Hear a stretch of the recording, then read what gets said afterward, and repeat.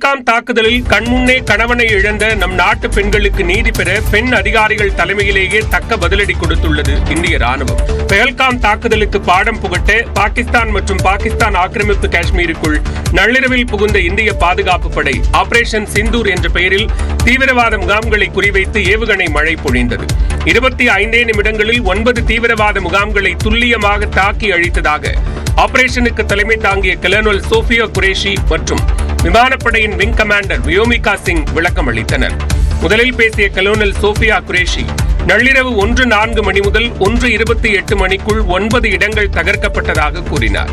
Operation सिंदूर 22 अप्रैल को पहलगाम में हुए विभत्स आतंकवादी हमले के शिकार मासूम नागरिकों व उनके परिवारों को न्याय देने के लिए लॉन्च किया गया था.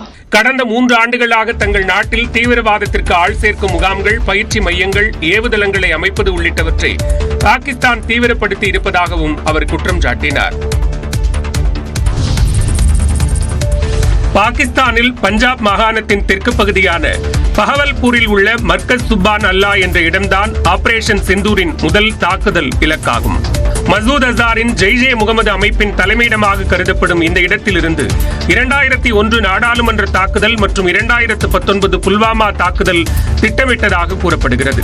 இதேபோன்று வடக்கு லாகூரில் இருந்து 40 கிலோமீட்டர் தொலைவில் லஷ்கரே தொய்பா பயங்கரவாத அமைப்பின் முகாமான முரிட்கேவிலும் இந்தியா தாக்குதல் நடத்தியுள்ளது. இந்த முகாம் வளாகத்தில் மசூதி மற்றும் விருந்தினர் விடுதி கட்டுவதற்கு உசாமா பின் லேடன் 1 கோடி ரூபாய் வழங்கியதாக இந்தியா குற்றம் சாட்டியது. ஜம்முவின் சம்பா செக்டாருக்கு மிக அருகில் ஆரம்ப சுகாதார நிலையத்தை பயங்கரவாதிகள் முகாமாக செயல்படுத்திய சர்ஜல் என்ற இடத்திலும் இந்தியா தாக்குதல் நடத்தியுள்ளது.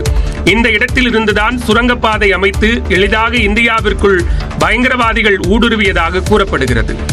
சர்ஜல் முகாமிற்கு ஜெய்ஷே முகமது தலைவர்களில் ஒருவரான முகமது அட்னான் அலி அடிக்கடி வந்து செல்வதாகவும் இந்தியா குற்றம் சாட்டியுள்ளது. பாகிஸ்தானின் ISI உதவியுடன் சியால்கோட்டில் செயல்படுவதாக குற்றம் சாட்டப்பட்ட மெக்மூனா ஜோயா முகாமையும் இந்தியா அழித்துள்ளது. பாகிஸ்தான் ஆக்கிரமிப்பு காஷ்மீரில் உள்ள கோட்லி மாவட்டத்தில் 2 பயங்கரவாத முகாம்கள் ஆபரேஷன் சிந்தூர் மூலம் அழிக்கப்பட்டுள்ளன. தேசிய புலனாய்வு முகமையால் தேடப்படும் குற்றவாளியாக அறிவிக்கப்பட்ட முப்தி அப்துல் ரவூப் அஸ்கர் பல்வேறு தாக்குதலுக்கு திட்டமிடுவதற்கு பயன்படுத்திய மர்கஸ் அப்பாஸ் முகாம் மீது இந்தியா தாக்குதல் நடத்தியுள்ளது. கோட்லி மாவட்டத்தில் அமைந்துள்ள இந்த முகாமில் இருந்துதான் பூஞ்ச் ரஜோரி பகுதிகளுக்கு பயங்கரவாதிகள் ஊடுருவியதாக கூறப்படுகிறது. இதேபோன்று கோட்லியில் உள்ள மற்றொரு முகாமான மஸ்கர் ரஹில் ஷாஹித் மீதும் இந்தியா தாக்குதல் நடத்தியுள்ளது. ஹிஸ்புல் முஜாஹிதீன் பயங்கரவாதிகள் நீண்ட காலமாக பயன்படுத்தி வரும் இந்த முகாமில் சிறப்பு உடற்பயிற்சிகள் அளிக்கப்பட்டு வருவதாக கூறப்படுகிறது. பர்னாலா நகரின் புறநகர் பகுதியில் கோட் ஜமல் சாலையில் அமைந்துள்ள லஷ்கரே தொய்பா அமைப்பின் முகாம் மீதும் இந்தியா தாக்குதல் நடத்தியுள்ளது. முசாஃபராபாத்தில் உள்ள செலபந்தி பாலத்திற்கு அருகில் அமைந்துள்ள ஷவாய் நல்லா முகாமில் இந்தியா துல்லிய தாக்குதலை தொடுத்துள்ளது. மதபோதனை, உடற்பயிற்சி, துப்பாக்கிகள் மற்றும் கையெறி குண்டுகளுக்கான ஆயுத பயிற்சிகள் இந்த முகாமில் வழங்கப்பட்டதாக கூறப்படுகிறது.